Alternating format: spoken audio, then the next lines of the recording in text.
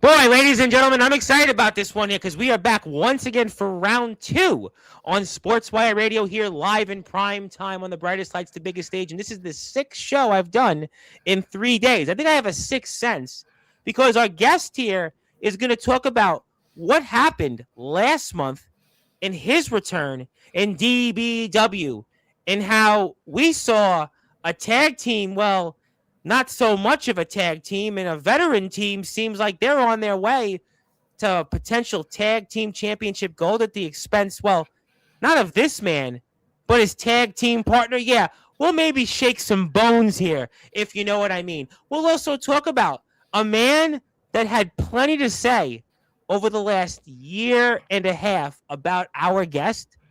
Now his boss, how does he feel about that? We'll get into that.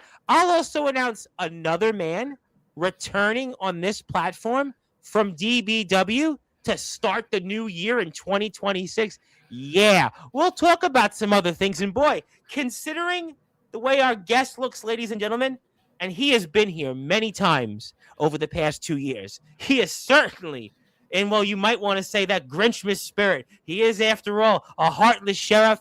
And I think I'm going to introduce him as the name on the right. But I'm going to try to get this right. And I don't even have soda in my cup. So we're going to see how I do tonight. But ladies and gentlemen, let's kick this show off here and close the weekend out in style on Sportswire Radio, the number one global radio station where all music and wrestling matters, with a man who has eyes of a monster with nothing to lose. So with that,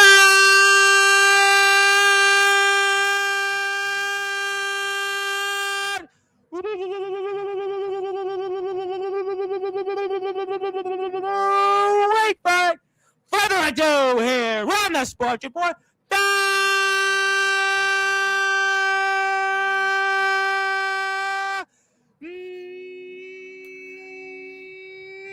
number one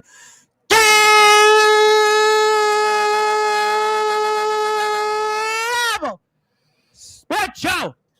He's one of the premier monsters around, not just in DBW, but of all of wrestling. His name, I think, is simply but the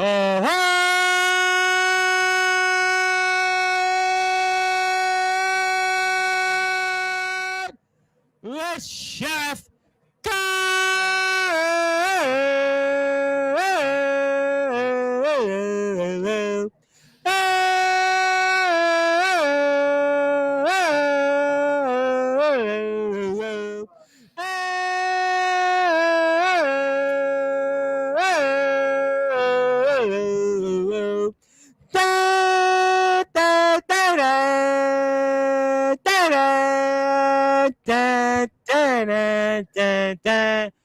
Colten Lee!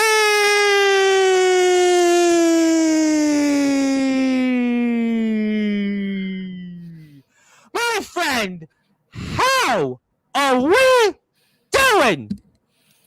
It's good to be back here on Sportswire. It's been a good couple months. I think it's been like almost 5 months since you've been here. I want to say it's almost 5 months. February, I think? No, I think you were here one time after that. I think you were here in the summer once. I think one time you were here in the summer. Maybe. I think you were here I know it's been a minute. I think you were here once in the summer. I feel like you were here once in July. July or August you were here. It's been a minute. I know. Yeah, I know. It's been too long. I've done a lot of shows since then. I mean, I've done 6 in 3 days. Some people don't ever do 6 podcasts, period. Yet I've done 6 shows in 3 days. I don't know if that's a good thing or a bad thing, but regardless, it's been a minute. And how are you doing, sir? Doing well. Been busy doing stuff outside and doing stuff outside the wrestling business, doing stuff in the wrestling business, but that's for another time. Yeah, if it's not in the wrestling business, yeah, let's do it at a different time. Let's stick to the wrestling business. Unless you want to talk about Pete Rose again, maybe I'll give you a few minutes on that. But nevertheless, no, I got feelings on baseball with it. I'll maybe give you an opinion on baseball. You know, you're one of my favorites on Sportswire. We have more DBWs coming back to Sportswire, thank God. So, you know, we'll certainly be getting into that. We'll have some announcements. related to that in a little while, I'm sure. But let's kick things off because I want to talk about the wrestling business right now at the moment. And the Heartless Sheriff, Colten Lee. For those that are listening and watching here in prime time on the brightest lights, the biggest stage, the platform that you and DBW have most certainly helped build, Sportswire Radio. Talk to me about what happened at Double Cross, because it seems to me like maybe things are in limbo. I mean, I don't know why people want to put the blame on me for what happened. I'm not the one that got pinned in the match. I was dealing with a very bummed knee, so I could barely get in the ring to begin with on that knee. So I don't know how you're expecting me to make a save on a bum knee like I did. Well, I mean, obviously, I guess it's a tag team match, and you want to do everything possible to get the win. I mean, I'll certainly show you the footage, and maybe you can talk to me about why the people are wrong once again. I mean, I'll bring that footage up shortly, but it's a tag team match, and and by any means necessary, that you got to find a way and get a victory. Well, I mean, I did do everything possible to give him a shot at the win, and he failed to capitalize like he always does. So, well, that was a point that a man that runs DBW certainly made long ago. I mean, I'm going to bring that up because we now know somebody else is controlling DBW, and a man that you have quite the colorful history with. I mean, yeah, we all saw what happened at the end of Double Cross. You did. Am I shocked it happened? Yes.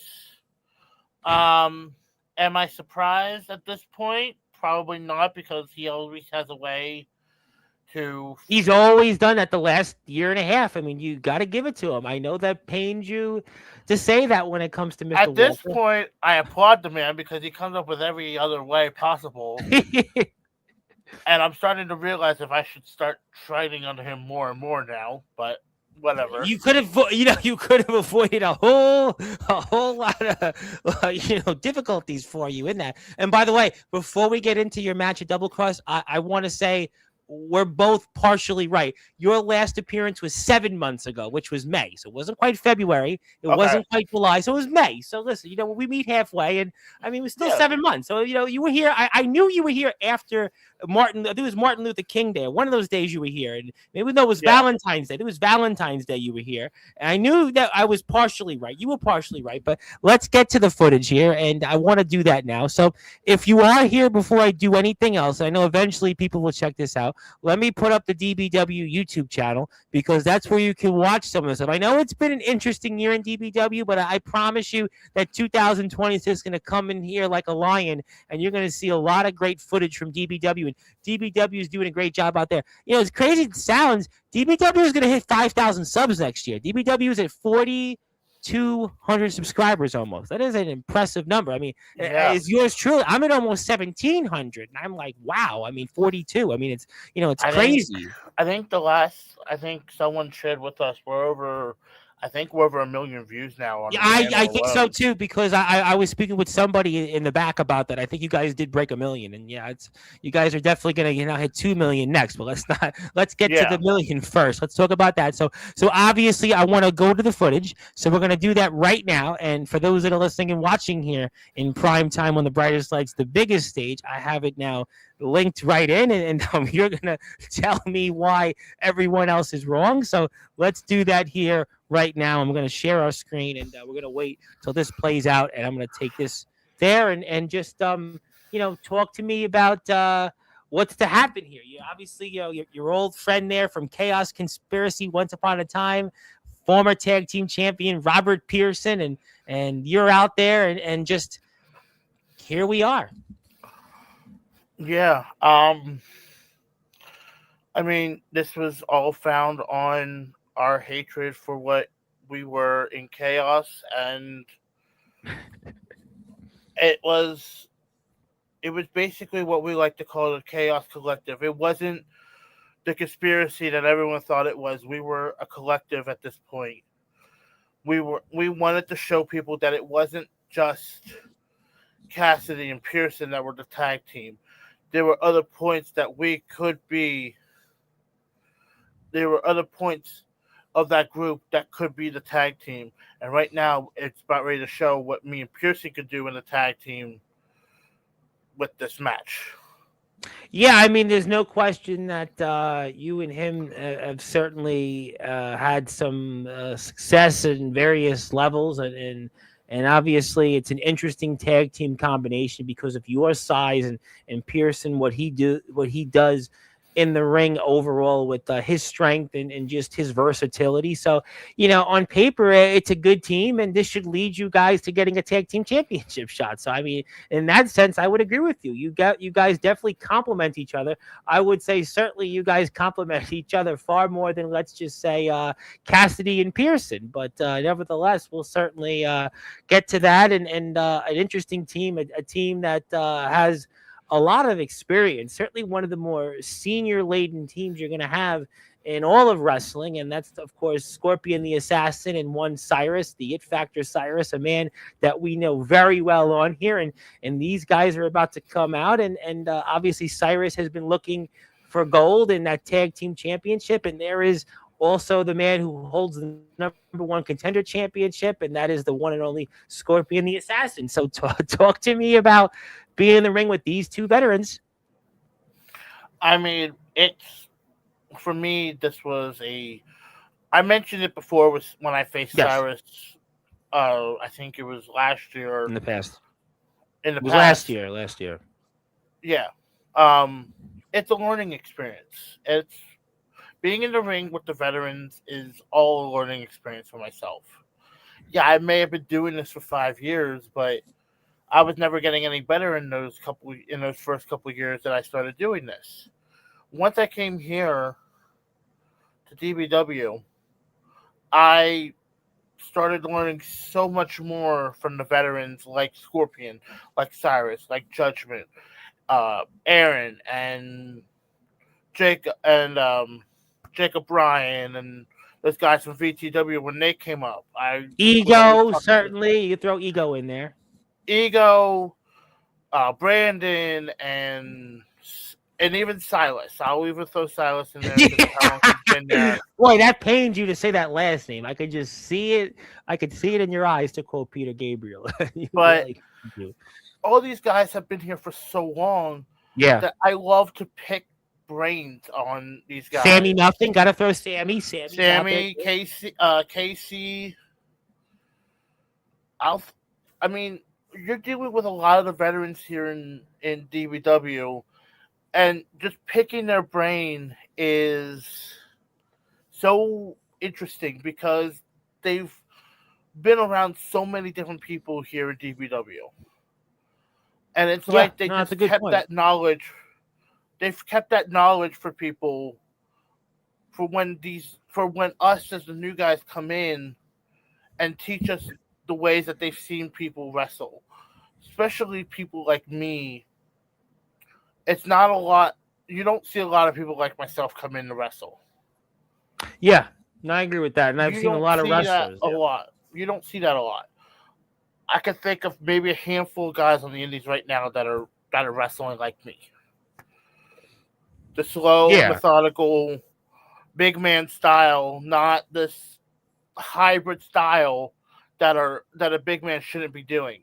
I don't want to be that hybrid style. I want to be the big man that's going to overpower you at every which is what you're trying to do right now to Cyrus. I mean, you're an immovable object at the moment. I mean, so yeah, I mean that's going to work certainly, and that's why you're a throwback. But so far so good, I would say. Yeah, and this is like for me. People want to try and go head to head with me in strength. Like I may look like I am weak as all can be due to my size and everything. To be brutally honest with people here right now, I am very much stronger than a normal person should be. Oh, you think? Listen, you've been on here, what, 8, 9 times over the past 2 years? You really think that I would have thought, oh, he's not as strong as the normal person? You know, come on. I'm talking to these people who still want to doubt me. after all these times.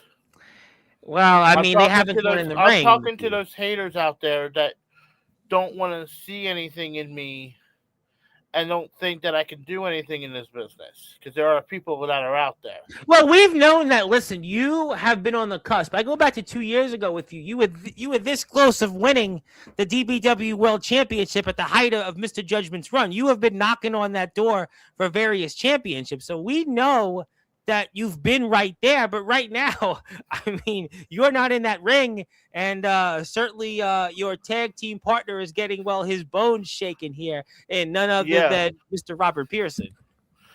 And yeah, like you can even hear me saying, like, if you want that number one contendership, you're gonna have to be able to beat him, because I won't be there to help you. And like, I'm brutally honest here with him. Like, he's gonna have to be right there. Good. That was a good move. That was a good move. That was a good veteran tactic. It gets your partner back in the match. That was a smart move. Definitely. Yeah. I would say good instincts. You come back out there, you use what you do best in the ring, and that gives you guys an advantage. But what happens there when your tag team partner kind of pushes you aside at first? Well, he's not listening to anything I want to. He's not trying to listen to me. Oh, that's going to leave a mark. That's even for Scorpion. That's like a freight train running at you at that point. Yeah, that's like that. There was a story this weekend where there was a train in India, and it unfortunately killed a bunch of wild elephants. And that was you basically running. Yeah, we're not showing that footage, but I read it and I was like, yeah. But you see me here. I'm sticking on Scorpion here. Solid forearm. Well, you're one of the few guys in the company that can really, push him around. I mean, there's not many guys that can do that. And there's Cyrus using his own veteran instincts and distracts you a bit. And hopefully that, for his sake, helps his tag team partner get back in the match. But there you go, using that, ground and pound. That's ground and pound style from what you're doing here right now. Exactly. It's a whole complete package when it comes to me. Like, I love the slow, methodical pace that someone will give you, but I will lay it in on someone if I absolutely have to. And slow and steady wins the race. If it has to be shoulder tackles, then it will be shoulder into the corner. Slow and steady wins the race. And, obviously that's what we're watching right now. We're watching Colten Lee, the Heartless Sheriff, and the Bone Shaker himself, Robert Pearson, in action against the team of the It Factor, Cyrus, and Scorpion the Assassin. And my name is the Reverend Tom Bryce. You have voiced figuratively and literally with all music and wrestling. Yeah, listen, you know what? You're doing exactly what you intend to do. But we've known that from you in DBW the past couple of years. You control matches more often than not. I mean, that's been, leave aside the win-loss record, leave aside the struggles and championship matches over the years. You've done this a lot in your time in DBW. This is what you do. I have. But for me personally, I struggle, and I am speaking here out of personal experience, wrestling so much now. I struggle at some points where I get lost. Especially if there's a lot of stuff that's supposed to happen in a match, I get lost in the match itself, because in my head, I'm like, what am I supposed to be doing here? What am I supposed to do here? What am I supposed to do here? Like, right. So shouldn't that be where your tag team partner, who's held championship gold, is to help you get your footing back so you guys can be successful? Or am I missing something? I mean, you would think he would be there to help me. But as you can see, he's just standing out there yapping the whole time to the fans, and I'm in here putting. Robert Pearson's always Robert Pearson has been here in the past, and he has always talked about the fans.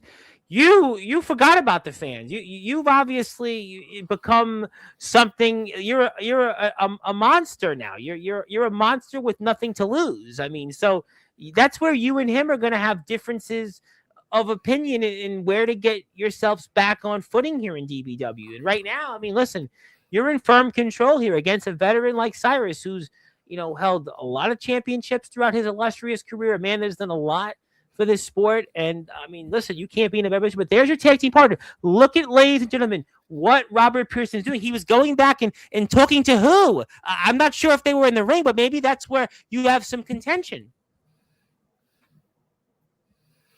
I mean, for him, he could be hyping me up. He could be doing something here, but he's just standing there doing absolutely nothing. And, like, I'm having to do all this work here. And as you can see now, it's taking its toll on me as they go after the one thing that will take any big man down, and that is the knee. Going for the knees. That's a smart veteran move. Listen, listen. I mean, Cyrus is going to do that. Cyrus is one of these guys that he knows what it takes, and Scorpion's been a world champion here in DBW, and he wants the world title back. Scorpion is a guy that he knows what to do. Hold on. Let's back that up and turn the volume on to that for a second. Okay, all right, give me 1 second. Let me put it on pause. I actually have a new feature. I could do it in slow. I hate to do it at your expense, but I could do it in slow motion. Let's do it in slow motion. We need to back up and listen to that slap again. Cause you want me to keep it here? Or you want me to push it further? Push it back just a little. Push it forward just a little bit. There was a part where Cyrus. I'm gonna go right here, then we'll go to it. Yeah.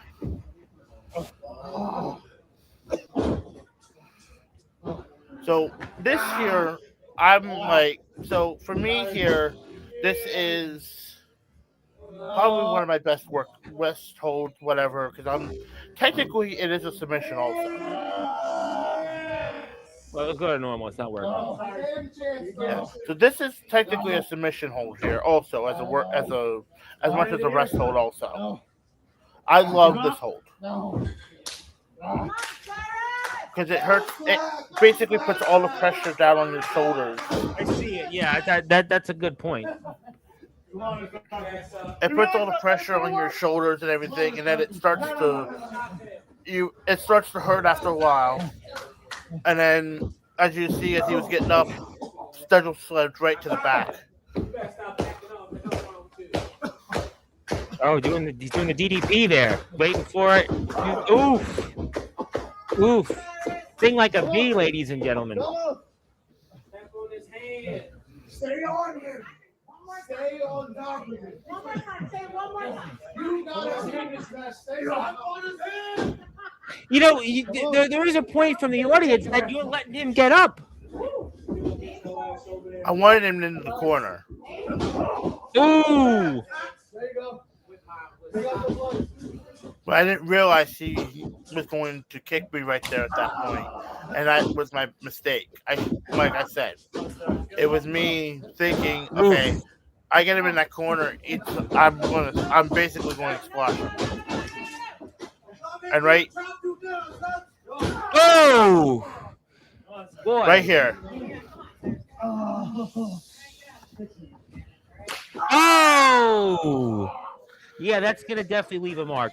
We call those angel wings at that back in the priest. That's some sad wings of destiny you just felt there. Let's leave it at that. We call those angel wings when we get slapped like that.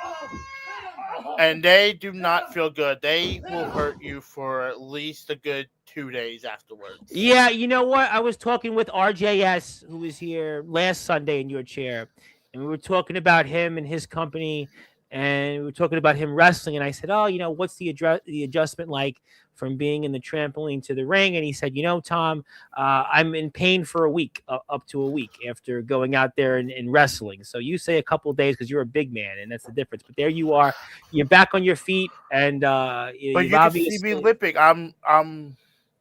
You've been in the match far longer than you've intended to be. The match has been going on for about 9 minutes. You've been in the ring for what, 6 minutes? I mean, Pearson's been in there for what, a third of the match, if that?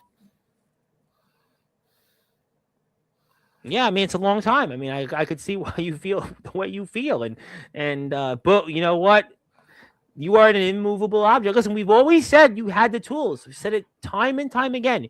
I've known you, 2.5 years now? You've always had the tools. It's just a matter of getting to the finish. And you're going to talk about why it's not your fault here in a few minutes. Scorpion's a big hitter. He's a guy that like he knows what He- to do, and he's He resilient. wanted me. He has told me before when I face him, if I do not lay it in on him, he will lay it back on me.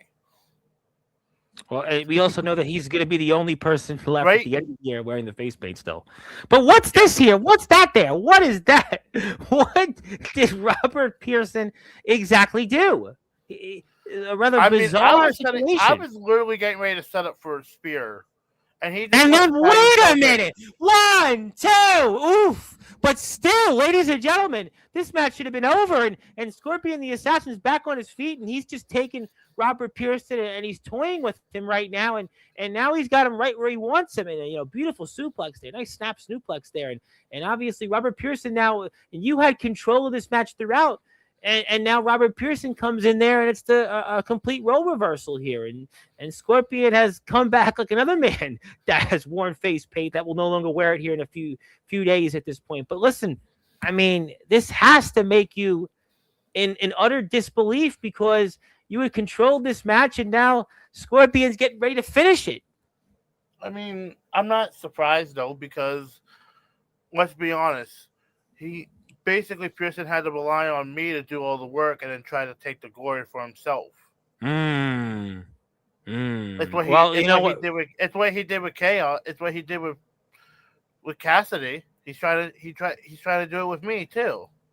And we know he disappeared for a long period of time, and that was another thing that was obviously an issue with the group. But right now, Cyrus and Scorpion are doing what they do best. They're veterans, and they know exactly what it takes here. And unfortunately, I tried to get in, but I can't because of my knee at that point. But this right here was just uncalled for. Oh, that's one for good measure, because I mean, Scorpion gave you, as my dad would always say to a friend of his, one for the road. You got one for the road there. Let's just say for places we can't name. And Robert Pearson's visibly upset, but really it would be he is the one to blame. And it's all over but the shouting, because Cyrus and Scorpion the Assassin have won this match here, and they're certainly looking for those tag team championships. And once again, you had an opportunity and it's eluded you. But we can see Cyrus and Scorpion, these are the veterans, and these guys, they know what to do, and unfortunately, it was at Robert Pearson's expense. And like I said, I'm not the one that got pinned in this match. It was all Rob. And then he wants to yell at me for not being there to help him. Like, first of all, I'm trying to deal with trying to get feeling back in my knee on the apron. Well, I guess he felt that you should have been more forceful in trying to push back Scorpion and break up that pin so the match could continue. I guess maybe that's his bone of contention, I suppose. No, his bone of contention ain't all that. He is a bone shaker. Get it? He's a bone shaker. Oh, I know, but his bone ain't all that contention is what it should be. Ooh, wait a minute. So it sounds like you and him maybe aren't exchanging Christmas cards, or what? He knows where to find me if he wants to apologize.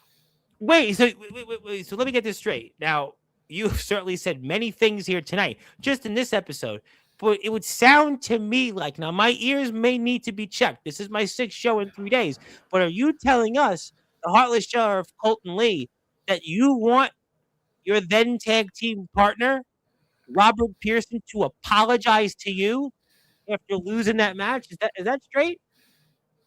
I'm not the one that got pinned.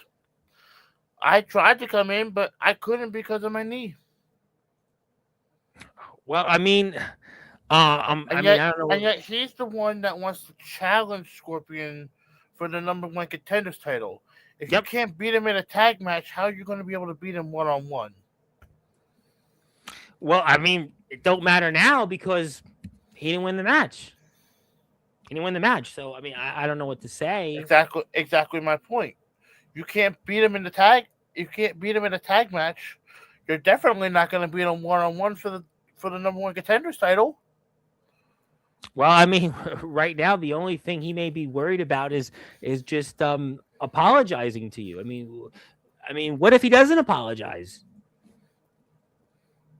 You'll find out in the future if he doesn't. Oh, I see. So really, this is just a friendly warning from an old friend that he should apologize for not getting the job done. Yes. I see. Now, there is something else I want to talk about because obviously this post, and the eyes of a monster with nothing to lose. The eyes of a monster with nothing to lose. What do you mean? I've had nothing. I've had everything to gain, but nothing to lose. Ever since I started in DBW. Yeah. And what hides behind a monster with nothing to lose is something scary that once unleashed is hard to control. Well, I mean, in that match, there is no question that you showed that there is a side of you that I wouldn't want to mess with, and you've done this throughout your time in DBW. I mean, there's no question in matches that you show your dominance. You show your how you should be a totally dominant breakout wrestler. You should, no pun intended, but I mean, it's where we are once again with you. But you say this time's different. It will be different. It will be. It will be. Yeah, it will be. I just want people to keep an eye on the future because there is stuff coming that will change how people think about me, but also how they will treat me in the ring from now on.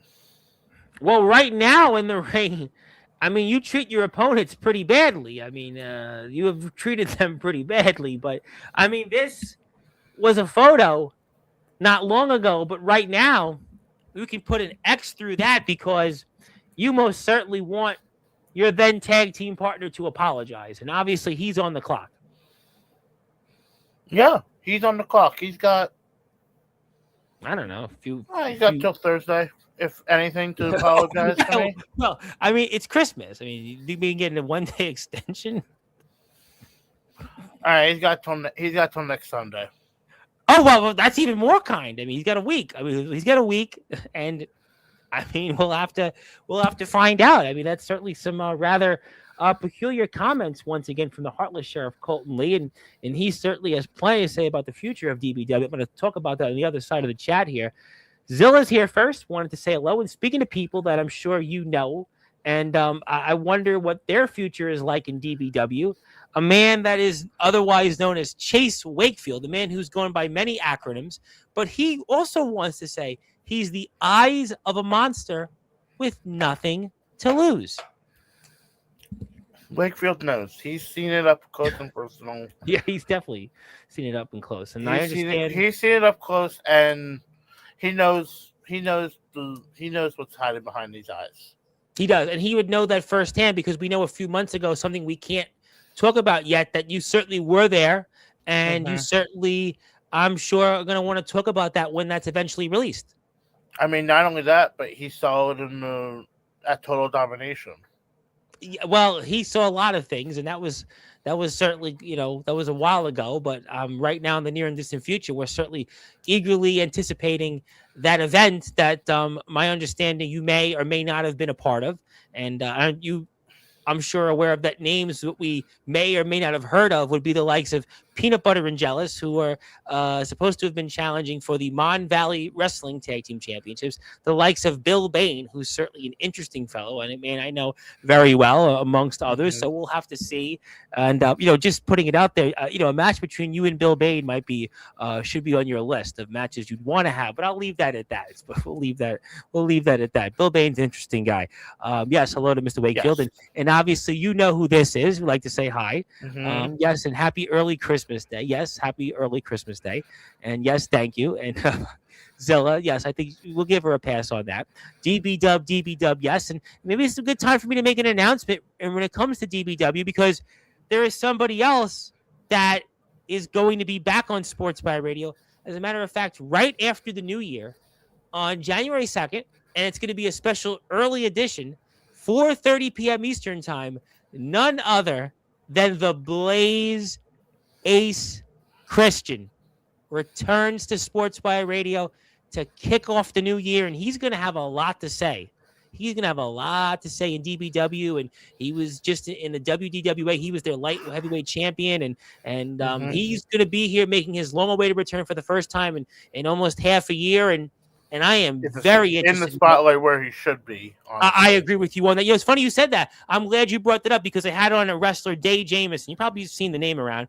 And he actually said to me off the air, he said, "Oh, when are you bringing Ace Christian on? That's one of the guys I want to wrestle." I said, "Well, you're in luck because he's coming on January 2nd. So there you go. Yes, Ace Christian has a lot to say. He's been certainly tearing it up throughout the independent wrestling circuit. And he'll be talking about his dad, who we know his future is it's just, let's say the judgment has been given, but we'll leave that at that. Okay. Ace has been phenomenal. I've been watching the matches. Me too. And he's only gotten better and better every time he goes out there. Honestly, he reminds me so much of RJ Carnage. Yeah, that's a good point. It's funny you said that because obviously RJ Carnage and Battlefield Pro Wrestling, 814, and I kind of feel like it goes in threes. You'll see somebody like an RJ Carnage, then you'll see an Ace Christian, and then you'll see the next person. And Ace is in that line of guys that we've seen in DBW that are moving up the ranks, and Ace is right behind him. Absolutely. RJ, I do want to say here, from personal wishes, get well soon. Yes, I was looking at Facebook, yes. I saw that whole thing. I wish you get well soon. If you see this, I can't wait to see you back in the ring at Battlefield again, doing what you do best. Yeah, Battlefield, our old friend D Savage is a part of Battlefield, and he's done a lot of great things. I just saw I follow them a lot on Facebook because me too. I love their stuff. Tommy Invincible there. I mean, the man who wanted to John Cena's final opponent. I mean, too bad. I would have loved to have seen that. Lance and Elias coming back. Yes. I had heard about that. Yes. That's going to be insane. Well, I mean, we want RJ to get well, and we want to see him back out there in Battlefield. And we love seeing him in DBW, but go out there and follow DBW. And how's everyone doing? Well, I mean, so far, if you ask us about Robert Pearson, according to Mr. Lee, not so good. So, I mean, obviously, I don't know how to answer that question, but I'm glad you're here. Zilla's happy to be here. We love seeing Zilla. And I'm okay if you call me a different name. Well, you're Zilla. I don't know any other names. Also, how about an old friend that is obviously somebody you had quite the in-ring battles with, the one and only Mr. Jackson Snow. And how are we doing tonight? We're doing great. I mean, we're talking DBW, talking about once again Colten Lee's problems with somebody else in the ring, and that gives me a great segue. And you talked about Silas Walker. You talked about him earlier. And I would love to hear your thoughts now fully on the man that, is your boss. Do we have to go down this road? Well, I mean, we have to, because it's part of business. I mean, it's what's best for business. Unfortunately. I don't know if it's best for business, but we're going to find out. Here I'm honestly hoping for Judgment to win and beat the ever living out of him. I even bleeped myself there for you. No siren necessary for that one. No, you didn't need the siren. We aren't getting Yeah. Yeah, no siren there. But obviously, go ahead. I want to hear it. I can't deny the man for what he did. And that was beating Judgment down enough to finally pin him and take the one thing that Judgment has held for so Day long, one. and that is Yeah, that control of of DBW, basically. That's his that's him and his baby. Yeah, I mean that's his baby, but no mas, no more. No, and I think honestly, Silas may have done the one thing that no one should or has been able to do, and that's wrangle that the controlmanship But we knew away that from this was. judgment. But think of it this way, right? We knew with his whole control of things with Stephen Gaynor and all the things he said there, and how he has envisioned things here in DBW and for himself over the past nearly 18 months. You could make the case that this day was coming. It was coming long before anybody anticipated. I mean, I think a lot of us knew it could have been in the future, but we didn't know when it's going to happen. Mm. I Well, it's think a lot of here. us, It's here. it's here, unfortunately, and I don't think, and honestly, I think DBW is probably going to be, I don't know if it's going to be better than it has been, but I feel like it might go in a good direction with Silas. It could not go in a good direction with Silas. It just depends on if he Are you wants trying to be to careful here because you're worried about Silas? Wait a minute. I think I can figure this out. Are you worried that Silas, if you say the wrong thing here, that he may fire you?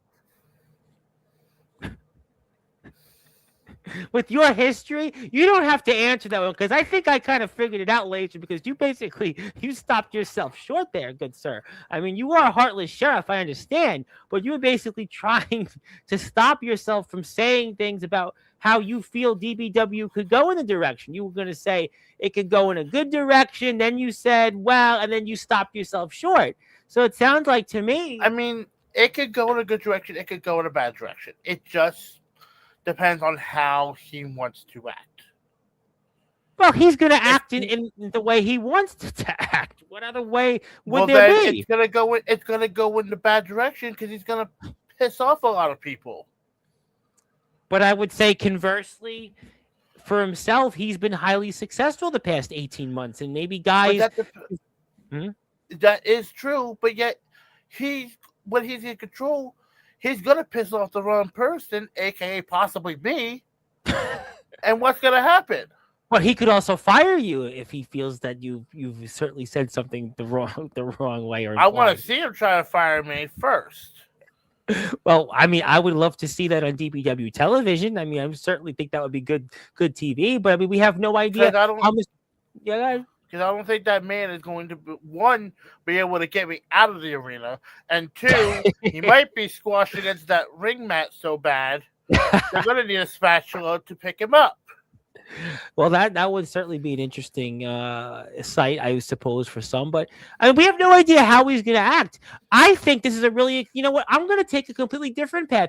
I'm going to take the optimistic approach. And I'm going to say, I think it's a really exciting time for DBW. I think DBW has done a lot of great things over the past year plus. We've seen, different people come in and out. Brandon Castelli's the DBW champion, and there's some, we've seen what's happened with Ego. I mean, Brandon's going to make his return in the coming weeks. I mean, there's a lot of fantastic talents back in DBW. I mean, there's this guy named Hanson who's back in DBW, and from what I've heard, and there's the Brooklyn Prodigies. People love when the Prodigies come out there. You may not as much, but I seen what Sammy Nothing has done. Sammy Nothing has done. Hold on. I may be a heartless sheriff, but I got all the love in the world for the Prodigies. I love when those Prodigies come out. Man, you just want to go and give everybody a high five and jump up and bounce out to the music. But look at what Sammy Nothing has done with the World Extreme Championship. I mean, there is, I think, a lot of exciting things on the horizon here with DBW. Or the DBW, VPW wars. Speaking of Sammy, I mean, technically, I've never truly gotten a one-on-one match with Sammy for the World Extreme title. Everyone else has gotten these one-on-one titles for the World Extreme title, but I've never really gotten a one-on-one title match with Sammy for the World Extreme title. I'm just putting it out there. Well, I mean that's certainly something we could look forward to maybe in the future. But obviously the owner of the company maybe would be a good idea to get on his good side, so maybe he could help you out with that. You No, know, because he'll find a way to screw me over like he always does. well, we do remember your record in championship matches. Just ask Jackson Snow. Exactly. We don't talk about the championship matches at this point. So then maybe you shouldn't want a World Extreme Championship match at the moment. Maybe, but also, is it time to finally prove myself that I can be the world champ, that I can be a champion? I think eventually you have to get the monkey off your back. You eventually have to go out there and do it. Everybody's thinking about the NFL this year as we're heading toward the playoffs in a couple weeks. And, you think about the Buffalo Bills and how they've knocked on the door the last half a decade. The 49ers obviously look like they're back. And we know that they lost 2 Super Bowls, went to 4 championship games in a 5-year period of time. And, you're that guy kind of like that in DBW. You've had countless title shots, but you haven't won the big one. So eventually you have to get over that hurdle, whether it's with Silas Walker giving you a World Extreme title match or something else. Eventually you have to get there. But I mean, he is the owner of the company and he is the boss. So certainly he's going to be paying attention now ever so closely to what you say and your history. And remember, he presented you a path last summer and you didn't go with that vision. And that's kind of where we're talking with you right now about still. I did choose to go down a different path. I didn't want to go down the path that he's going down right now because eventually what's going to happen when that path finally ends at the deepest freaking cliff known to man, he's going to fall all the way down and have to restart himself back over again. And well, I mean, right. Going to take. Well, Silas Walker ain't going right down to the bottom because he runs the company. I mean, he's got the position. He's got the keys to the candy store, as they would always say. He's got the keys to the candy store, and and we know Mr. Judgment and his future, where it's going to be. And obviously, yeah, it was a day people didn't think they would see, but maybe it'll be for exciting times in DBW because it's in some ways fear of the unknown. And I think that's what the main thing is, mainly for myself also, is the fear of the unknown of what's going to happen with this whole thing. With Judgment, I kind of knew what to expect. Yeah. I don't know what to expect with Silas as the head guy now. Well, I hope when Ace comes here next Friday that maybe we'll have some more information on what the future will be in DBW. And I would certainly love to hear Ace's perspective on that. I think that would be a very, very interesting conversation. Wouldn't you agree? I think Ace is the one to really give a full, diagnosis of what's going to happen in the future with DBW, especially with Silas being gone, especially with Silas being in charge now. Right. And Judgment being gone now. Yep. I think that's going to be a very interesting conversation. And Ace will be here next Friday afternoon. So you have a Friday afternoon, which is great for me because then I can go and enjoy my evening, hopefully take a nap for a change. So that's a great thing. But it's my mom's birthday that day, so I don't think that'll be happening. But we'll find out. But I'm excited about that. And I obviously want to talk about Mr. Judgment. I want to bring Mr. Judgment back on in 26 and talk about his future. But we'll talk about that when that comes. So let me ask you, what are your goals for 2026? I mean, like always, it's just to get better in the ring. I want to prove to people that us big men are the ones that control what we do in the ring. Not the high flyers, not these people that are running around us so much. We, as the big men, control what happens in that ring. And I want I think that it's funny you said that. Yeah, go ahead. It's funny you I said that want because when Sick Boy was here, he talked about that. Yep. Go ahead. exactly. I want all the people out there that are like me, and I know I'm going to throw out some names here. Ox McCoy, you are one of them that are like me. I've seen a couple of other ones that I see that are out there like me. We control how these matches go. Well, We you know, I mean, control there's one I mentioned earlier that you definitely know, Bill Bain. Bill Bain. We as the big men control how we run these matches. If we want these matches to run full speed the whole time, it will run full speed. We will be winded by the time 5 minutes hits. If we want this to be slow and painful like it should be for us, where we put so much of a hurting on you in those time allotted minutes, so be it. That's how it's going to go. We are the ones that control this. We are the ones that control the match. That just like how Silas Walker just controls DPW now. I mean, that's just the same way that would be the case. Unfortunately, yes. Unfortunately, yes. Oh man, well, you know what? It is what it is. What can I tell you? I mean, but yeah, Mr. Judgment. Boy, Mr. Judgment. Yeah, poor Mr. Judgment, I suppose. But I mean, Yeah. look, it is what it is. But I mean, we'll have to find out. I'm very fascinated what Ace will say. I know Brandon will be back on and we'll talk about his story and other things. And I also want to plug your Instagram page so people can go check you out there, because there is an Instagram page you have, which we just saw at Judgment. We got the point of the match. We know what the situation is there. But if you're on Instagram, do me a favor, follow the Heartless Sheriff Colten Lee and find out why he has the eyes of a monster with nothing to lose. And you can do that here on his Instagram page. So obviously, all right, I'm going to let you talk baseball with me for a few minutes. I really don't do it, but we did kind of talk about it last time. We'll give you the opportunity. So what did you think about the modern day committee and who they didn't put in the Hall of Fame? What did you think about that? And who only Jeff Kent got in? What did you think about that? Why? No Carlos Delgado, no Don Mattingly, no Del Murphy, and no Bonds and Clemens. I mean, okay, as someone who's been to the Hall of Fame itself. You talked about this before. I'm giving you a few minutes on it. But Matt RC Bond stuff is there, Sosa stuff is there, Mark McGwire stuff is there. Clemens should be in there.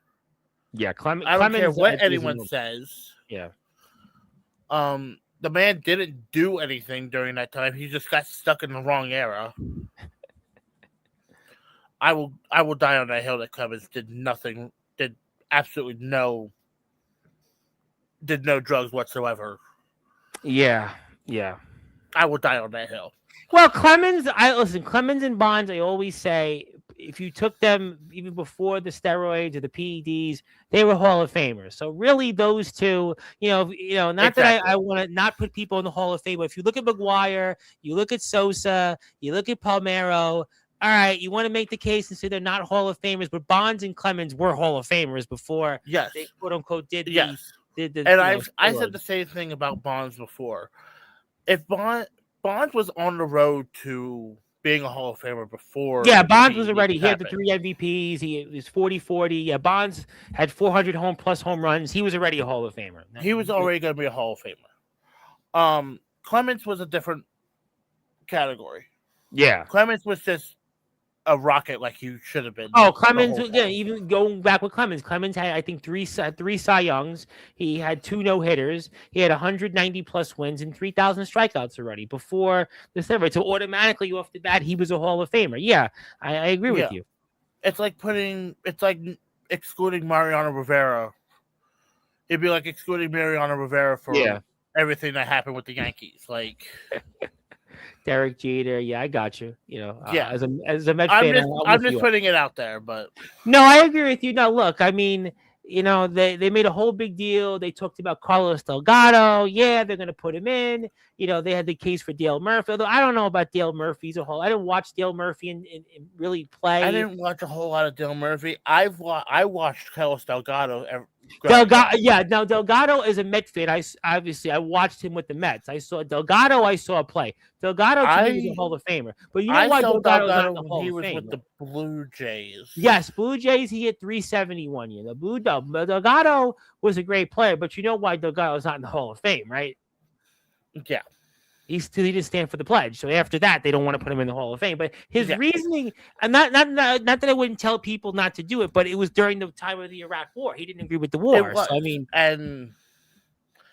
mean, that shouldn't exclude someone for being in the Hall of Fame. But the baseball writers, they're just the most subjective, secluded, people. You know? Don't get me started on the baseball writers, because some of these people should not be having any writing degree whatsoever about baseball. No, it's terrible. But I mean, Ken had to wait because he didn't talk to the writers. I mean, you look at Kent in his case. Now, Kent, I watched him play too because he was a former Met, and Kent was just a player that he won an MVP, had the most home runs, second baseman in the '90s and the early 2000s, and they didn't put him in, but because he didn't talk to the writers, no.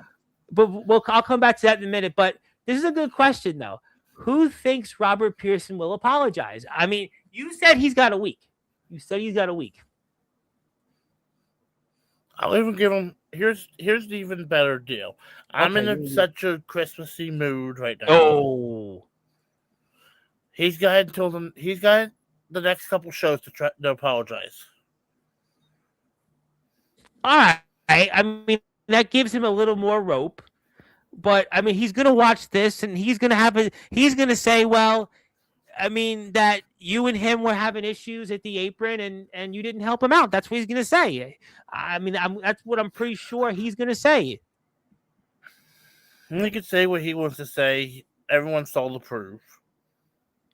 Well, the proof is he got pinned, but you couldn't break up the pin. You couldn't break it up. Exactly.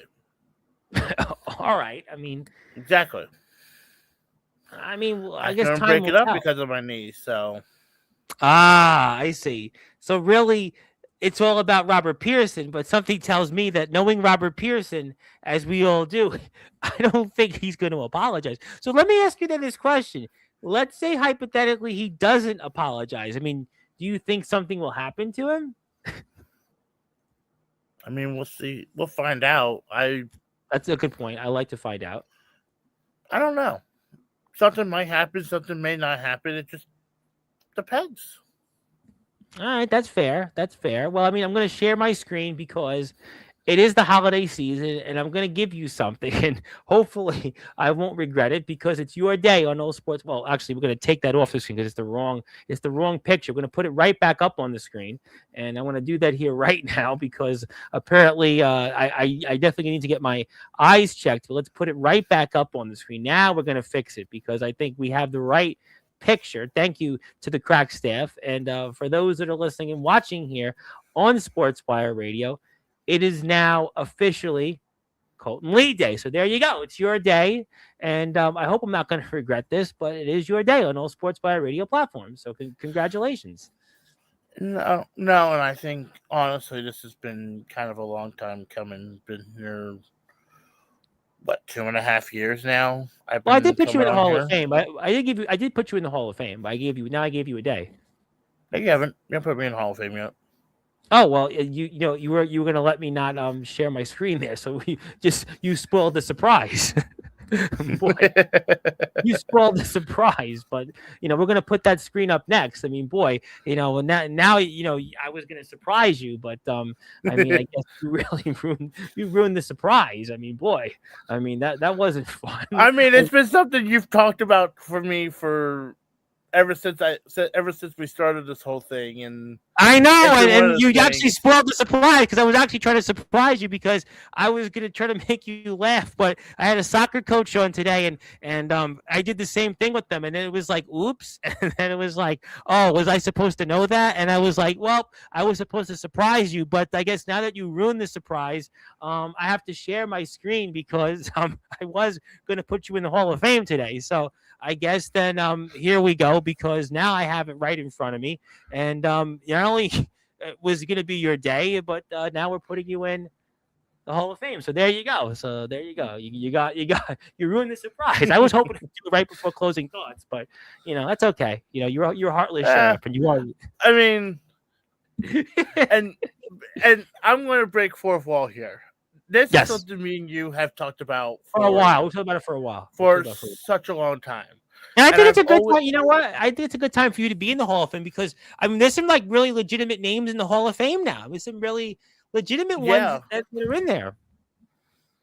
I'm in there with the likes of Raven and Rhino and Mark Farner of Grand Funk Railroad, Jumpin' Jim Brunzell, Sick Boy, Gary Wolf, Pitbull Gary Wolf. I mean, there's some really good names in there. I even have Megadeth, David Ellefson, the co-founder of Megadeth. I mean, I can go down the list. I mean, we've even off the screen, like off live, we talk about me going into the Hall of Fame so often enough. We have talked about it a lot. No, you know, and you know me, I always put it off for as long as possible. Yeah, I don't think you wanted to be in the Hall of Fame. I really didn't think you didn't want to be in there. Put it off for as long as possible, not because I don't love being on Sportzwire. Because I want to have something. I would have brought you back on Sportswire sooner, but really there wasn't much in DBW to talk about. And nothing good or bad. There's nothing, like I said, Chase was here. Aaron comes on here every month, Aaron Blaze. And it wasn't, I don't even think I brought up DBW in the last two segments he was here because there was no news. I mean, nothing bad, And I mean, I've been in talks with, Hanson himself and talking. Yes, Hanson was here, and actually Hanson was here, I think in September. Hanson was here in September. Yeah, I've talked with Hanson about a couple things lately. So there's some stuff possibly in the works for the future. I'm not going to disclose everything quite yet. I want to see what goes on first going into the new year. Yeah, see what goes on. But there may be some stuff going on to where I might be showing up a little bit more often in a certain place. Yeah, I know that place. Just one depends on availability and a certain aspect of if they want me there. Well, I mean, look, I can read between the lines, and congratulations, and definitely we're excited about that. And Hanson always comes on here and there, and I did a voiceover for his grungy show. So obviously we best love thing in the world. I love. That was great. That was great. Yeah, that was great. Yeah, it was really. I hope he does another season. Hopefully he goes into syndication. Hopefully, maybe we'll put him in the Hall of Fame again so we can get into syndication. But definitely we're here for a few more minutes with the newest member of the Sportswire Radio Hall of Fame, who really ruined his surprise, but that's okay. We'll give him a pass because he's a Heartless Sheriff. He's a really big guy, but he is Colten. We also gave him a day here on Sportswire because the reason I did that, because when I had on the soccer coach here for our 5-town Sound men's soccer team, Brendan Wells, I purposely didn't give him a day so I can give you a day and then put you in the Hall of Fame. So we appreciate that. But also please support our friends in DBW. And I want to repeat to everybody here, the one and only Ace Christian returns to Sportswire Radio next Friday afternoon, 4:30 p.m. Eastern Time, and he'll talk about DBW. He'll talk about his dad. He'll talk about the WDWA and who knows whatever else, and you'll see some more DBW talents. Austin James, I spoke to at a birthday recently. I know a man you don't necessarily see eye to eye with in DBW. And listen, I mean, Aaron Blaze is here every month. Oh. I mean, whoa. Me and AJ? Come on. Me and AJ are like... You're on separate sides of the coin, technically. We may be on separate sides of the coin, but there is some respect there. Maybe, but you're still on separate sides of the coin. Early in my career, I faced that man before, and I had my chest almost shaved in from his Yeah, I'm excited to see him back on. I always love Austin James. He and I spoke just the other day, actually. That It was is great. a dream match of mine in DBW at this point. Yes, no, I love Austin. I love Austin's great. We spoke to a lot of the guys. Brandon, we won't spoil what they said, but we'll be excited to see what they entail. And we're kicking off the DBW coverage because a lot of DBW stuff is on the pike and on the way, and I'm excited about that. It's good to have DBW back. I mean, I really, as a fan, love watching you guys in the ring, and it's about time you guys are back out on YouTube land. Yeah, it's one of those things where it's hard. It's hard. It's not only hard, it's just everyone's schedules need to line up correctly. And no, I just had on the guys in the backyard from LBYW, and they're ending because it's so hard to do put the stuff on YouTube and get everybody together. And I have the guys from BYCW coming back right after Ace, and it's the same thing. So I get it. Totally listen. People have lives at stake and such. And anything else you want to talk about? Anything else you want to plug or such before we move on? I mean, I'll say this. Personally, coming up on Wednesday is my 29th birthday. Happy birthday! I mean, I will be. I feel old as crap at this point. My body aches at this point. I feel like I'm 50, but I'm almost freaking 30 at this point. 30. I mean, you're moving up. I mean, you're moving up. Yeah, I'm in the dirt. I'm almost to the dirty 30s at this point. Well, 27. They say 27. 27 is the beginning of your prime. So your prime ends at I think 33 or 34. So you got a couple more years in your prime. It's not over yet. Not over. I mean, besides Wednesday, Christmas Eve. By the way, Christmas Eve is a birthday, boy. Yeah. You can't ask for too many Christmas gifts, huh? You'd be surprised. Well, right. But you may see me back on here a little bit sooner. Depends if this man over here does his New Year's. You know what? Actually, a couple people asked me about that. Now, I will bring you one for New Year's Eve, but the problem actually is I do a show Wednesday nights covering news and politics, and I'm on the radio with 3 stations, and my co-host, Heshi Tischler, we're doing a show. I'm actually working Christmas Eve, so there's no, people are taking off. I'm actually on the radio, and I think we're live New Year's Eve. If we're pre-recording, I'll be here, but I don't know yet. I legitimately don't know because my co-host. We do it New Year's Day, and we do the first. You do New Year's Day. I mean, I'll bring you back on New broadcast of New Year's Day. Like I could bring you back on New Year's Day. I mean, but I don't think you get the same amount of people. But yeah, New Year's Eve. I just don't know if I'm here New Year's Eve. Christmas Eve, exactly. I'm actually not here. So yeah, if I'm here New Year's Eve, I'll do a New Year's Eve show. We'll get I'm sure like 30 people on the show. But I just admittedly I can't commit. I can't commit to it because, like I said, I do the 3 radio stations and we do news. And, it's how it goes. A quick thing on baseball. Yeah, I want to talk about that. I want to go back to that because I have a few thoughts on the Hall of Fame vote. You saw as a very surprising thing came out of baseball today. One of the best home run hitters in Japan. Well, someone with the Chicago White Sox. The Chicago White Sox. Not the Dodgers. The White Sox. I think the Dodgers. Listen, there has to be a mercy rule with the Dodgers. They literally don't get me started on the Dodgers. I have said for years there needs to be a cap limit on how much these teams can spend on players, and the Dodgers have overseeded that limit every single year. My answer to that would be that's why next year we might see a strike. That guaranteed. Yeah, because that's going to be a topic, and that's going to divide the players and the owners, and that's why after next year, guaranteed. Yeah, 100%. 100%. I mean, just look at. Unfortunately for the Mets, they just lost their star closer. Lost Diaz and Alonso. But Alonso went to the Orioles. Let's be brutally honest here. Yeah, but the Met fan is upset about that. The Met fan is very upset about Alonso. As much as I am a Nationals fan, in real life, I am also a Baltimore Orioles fan. Well, you are really living off that one World Series. You really are living. You're trading Trust like me, I am. You're trading a love- decade worth of misery for that one World Series. Just saying. I got to be a part of one. I'm happy. Yeah, you know what? I haven't been one as a Met fan. I've never seen a World Series, so I give you I that. got to be a part of a World Series, and I got to be part of a Stanley Cup. I'm only missing a Super Bowl. You know what? I'm missing the NBA. I'm good. You know what? I give you that. By the way, Mr. Christian is here. Who's here next Friday afternoon? Wanted to say what up? What up? Just say he wanted to say What's up, hello. Ace? Yeah, we're gonna see Ace have a lot to say there. But yeah, baseball off season. I mean, as a Met fan, it really wasn't a great off season. I mean, we got we really it was a really crappy one actually.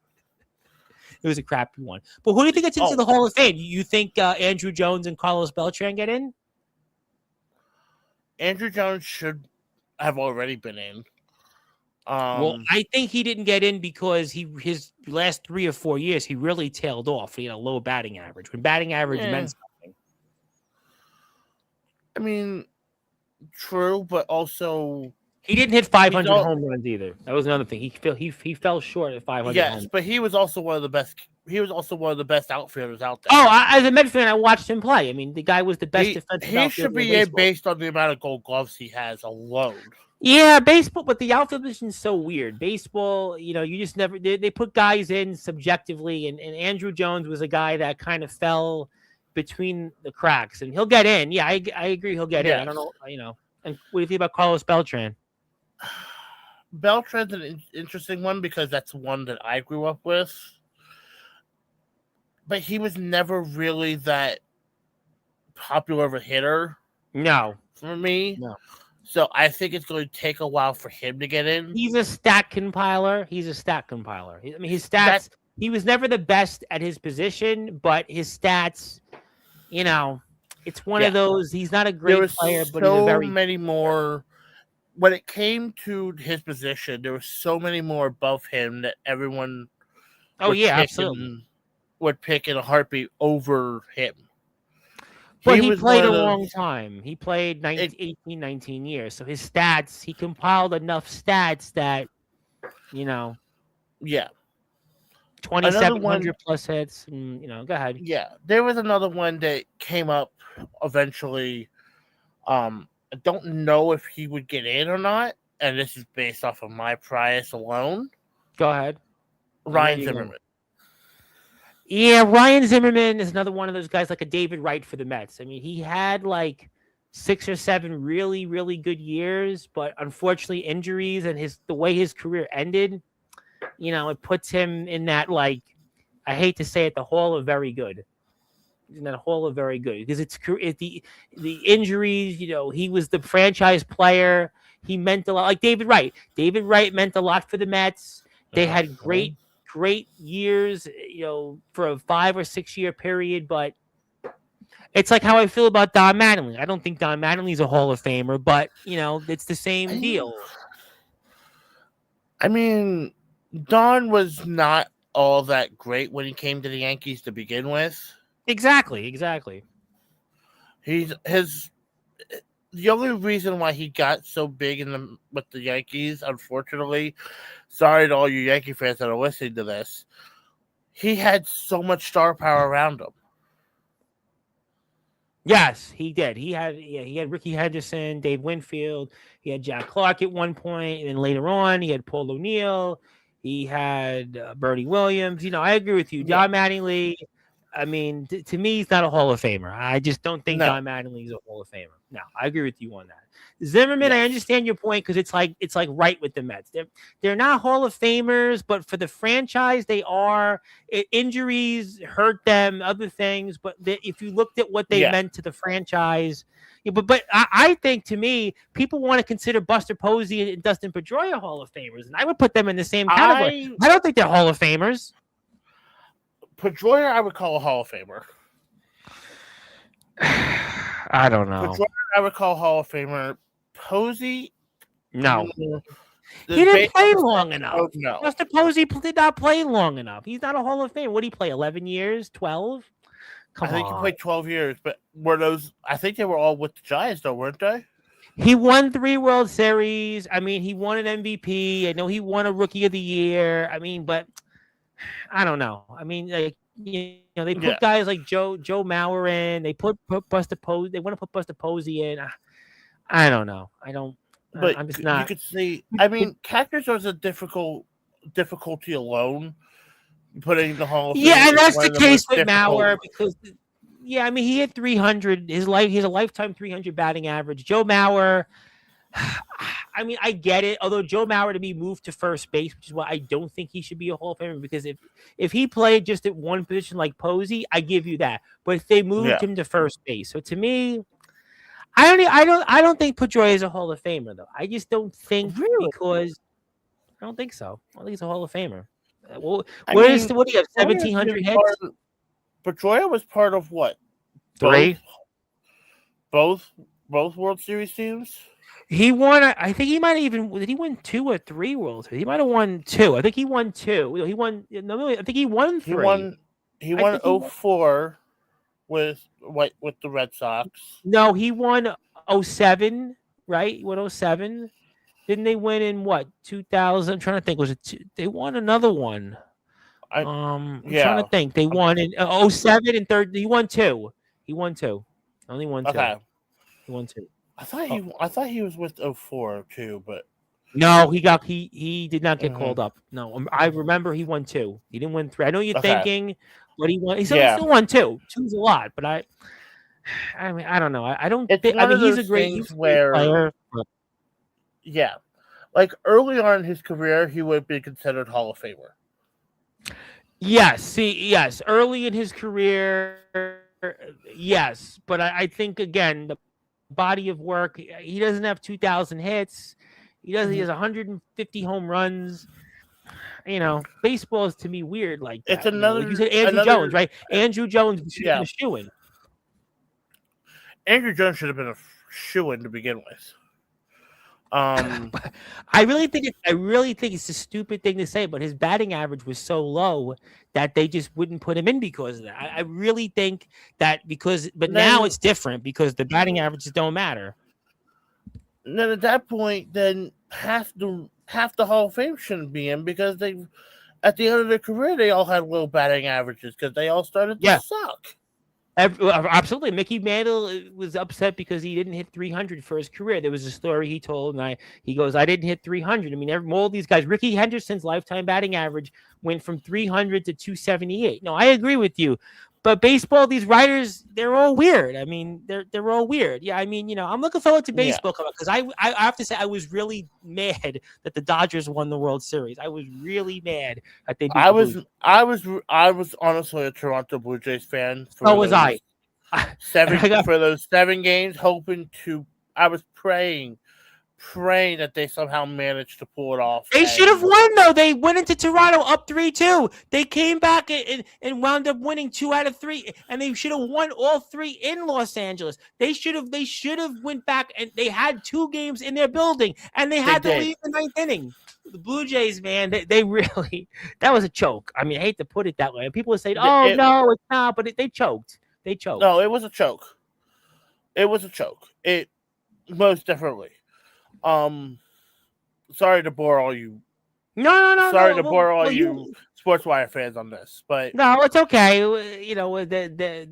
They've heard enough of me the last week. Trust me, they've heard enough of me. No, it's good. No, I hear you before I let you go. I always like talking baseball with you because I always like having you on, and it's always good to see you here. But listen, I would make you laugh. I was watching the Blue Jay Yankee series with my friend who was a Yankee fan on his 86-inch TV, and secretly I was happy the Blue Jays won that series because I watched all 4 games on his 86-inch screen TV, and it was. They were fun to watch, that Blue Jays team. They were fun. They were a fun team. Yes. I was watching the Blue Jays Yankees games, and I was watching. What was I watching? Blue Jays Mariners. Mariners Tigers. You definitely watched Mariners Tigers. I was watching Mariners Tigers, and then I watched Mariners and I think the Dodgers play. The Dodgers and Phillies had the extra inning series. That was the series where the Phillies. Oh, talk about a choke job. The Phillies should have beat the Dodgers. The Dodgers. I mean, the Phillies. How about the way the Phillies lost that series? I mean, all you had to do was throw. he had to throw it back home. Phillies need help with their bullpen. They have the hitters. They need help with their bullpen, and I've They said didn't, but that they didn't go back and make the adjustments for that. And Jade is here, who was on Sean Jovi's vlog, wanted to say hi. Thank you, Jade, for tuning in here. But yeah, the Phillies didn't do that. They signed Schwarber, and they're going to run it back with the team that they have. And I don't blame them. They win the NL East every year. No, they did. They did sign a new pitcher. Yo, you're right. I'm sorry about that. Yeah, they did sign. They did sign somebody. I saw that. They did sign. I think it was Keller. I think. Yeah, I think you're right on that. Keller. I mean, Keller's not horrible. I mean, his stats aren't the best record I've ever seen. Yeah, but in today's baseball, I mean, you're not getting pitchers with 1.5 ERAs or 2 ERAs. You're just not getting that. Well, we're also coming up on World Baseball Classic now too. Yes, no, we are coming up on that, and you know, it was funny. It was Chris Russo was talking on Sirius XM, and he was lighting up into Tarek Skubal because Skubal said he's pitching in the WBC, but then when it came to the Mariners Tigers game, he took himself out after 90 something pitches, and Russo was lacing into him. It was funny. I mean, I was listening to it. I mean, Skubal knows what he's doing. Oh, yeah, absolutely. Yeah, for sure. I'm not going to say Skubal doesn't know what he's doing. I think Skubal knew that his arm was not going to last another how many pitches that he was going to pitch. But I think it's the point that your team was up. It was the last game of the series, deciding game. You know, you're the ace. You're the guy. It's your walk year. Prove a point. And go out there, and even if you gave him 2 more batters, I think that's the point. And speaking of people that we're going to get to the focus here, the man that you addressed earlier on here, it's Sheriff Woody. Maybe you'll learn since you got rid of the snake that was in your boot, you can finally become what you're supposed to be. See, you got what you wanted. Now, before we move on, and that the it factor is here. Now, I talked a lot about him at the beginning of the show, his experience, his success, and well, he's talking about why you weren't successful. Now, to remind Cyrus, and he'll go back and watch it, and I'm sure we'll get him back on here in January 26. It's always good to see the it factor. But Mr. Cyrus, to let you know what was going on here tonight, the one and only Colten Lee was blaming his tag team partner, Robert Pearson, for why they came up short. And he had basically controlled the match and gave his tag team partner the opportunity to win, but instead they didn't get the job done. So, maybe learned a little bit from you there, Cyrus, about, I mean, you are the veteran. You and Scorpion were the veterans in this match. I did learn a few things from you guys. And, you know, Pearson had the opportunity to defeat you two and decided to screw it up like always. So, unfortunately, it's not my fault that he's such a screw up. When you can't teach people how to be correct in the ring, it's kind of difficult. I see. So, can't really help what has to drag you down to you can't really help what drags you down to the bottom. But I guess the point you could make is that Cyrus and Scorpion are going on, and they'll have an opportunity maybe to get some gold where, you know, you're going back to the drawing board, which is what we've talked about today. But you're promising that we're going to see things that are going to shock people. That's what you promised tonight. You promised tonight that there's been a lot of people that's been doubting you, but you're going to prove them wrong here in 2026. That's what the message that you leave us here tonight with, is that you're going to prove people wrong. And maybe it's people like Cyrus who you have history with or anybody else, but you are going to prove people wrong. That's the message that you left with us tonight. Yes. 2026 is about proving people wrong. That is my ultimate goal. No matter what happens next year, is proving people wrong. Well, you know what? I guess to quote my guest that came on earlier, sound on, because it looks like the Heartless Sheriff Colten Lee is giving us that sound on, because he is definitely going to prove them wrong in 2026. He is going to, but Mr. Cyrus wants to say, have no fear, though. There's a change on the rise in the tag team division. Our match was like the Wild Wild West, and you got outgunned. And that'll mean, since we brought this out, they fired away and they hit the target. Yeah, I will say our match was the Wild West. You guys did pull one out on it. You guys did pull one out on us. The old guards, the old sheriffs of DBW pull one out on the hired guns. Listen, the old dogs still have enough tricks, and they know more tricks than the young guns, and that's why they're moving on. And you want Robert Pearson to apologize? Yeah, eventually here we're going to see this happen. Whether or not it actually does happen will be up to him. I think that's another reason why you need to follow DBW on YouTube. You need to follow them on Facebook and Instagram. And as a reminder, Ace Christian returns here next Friday, 4:30 p.m. Eastern time, to ring in the new year and to talk about the future of DBW plus a number of different things. We're going to certainly find out in another roller coaster episode from you, sir. And I'm going to pass the baton to you for some closing thoughts and anything else you want to plug, share, or say. You now have the floor. I want to wish all the DBW universe that's here watching, all of the Sportswire universe here, a thank you for a 2025 that I personally want to leave behind due to everything that's happened, and I'm not talking wrestling wise. Okay, good enough. Yeah. Wrestling wise alone, 2025 has been one of my favorite years of wrestling.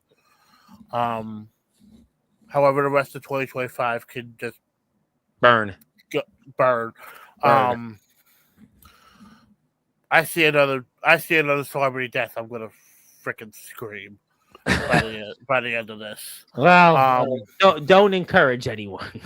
No, I'm not. This is 2025 has been hell for me. Yeah, tough year. Losing eventually, especially for me, being the Rock fan that I am, and losing Ozzy this year. Oh wow, you're in the right place. I mean, hard. Ozzy was a tough one. I got to be honest, losing Ozzy, and I had David Ellefson on, by the way, who played it back at the beginning. I just want to point that out. I mean, David Ellefson was there. I mean, Ozzy was a tough one, man. I got to be honest, Ozzy was tough. Hogan.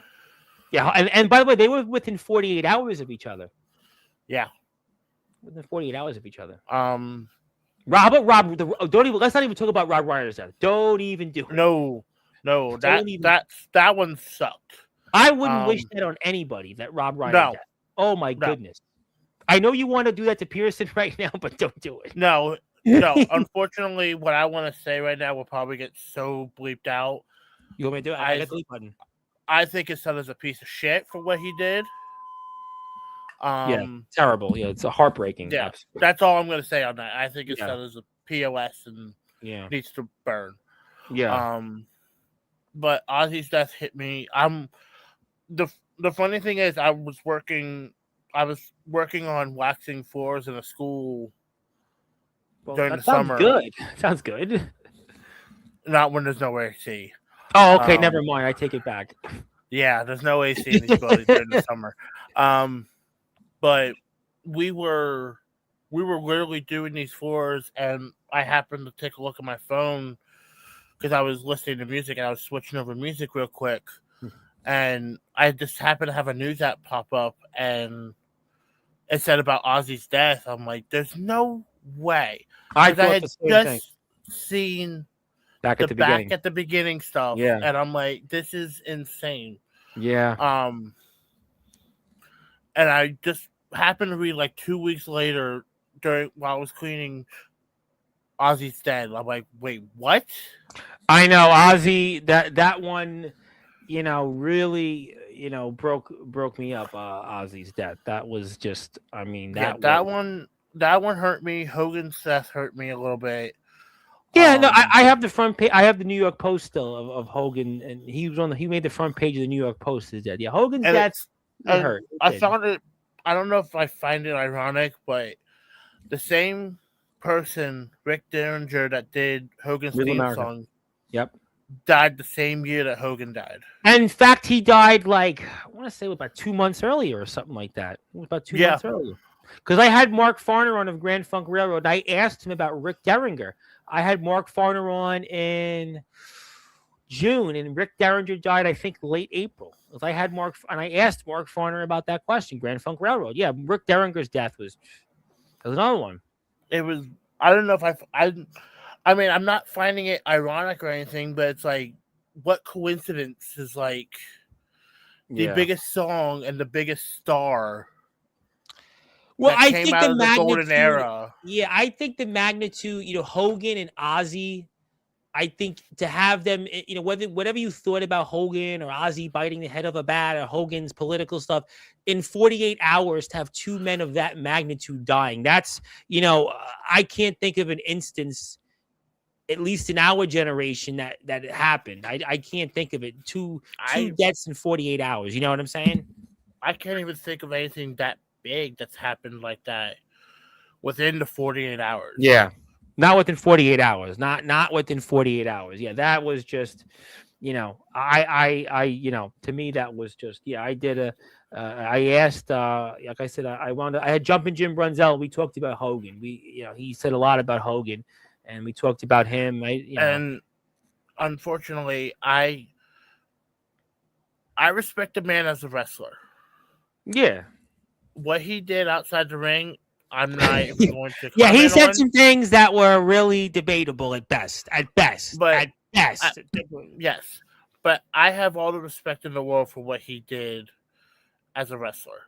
Yeah, Jim Brunzell praised him. He said he did look out for other wrestlers. He praised him. He did praise him. I forgot there was another one that happened like 48 hours.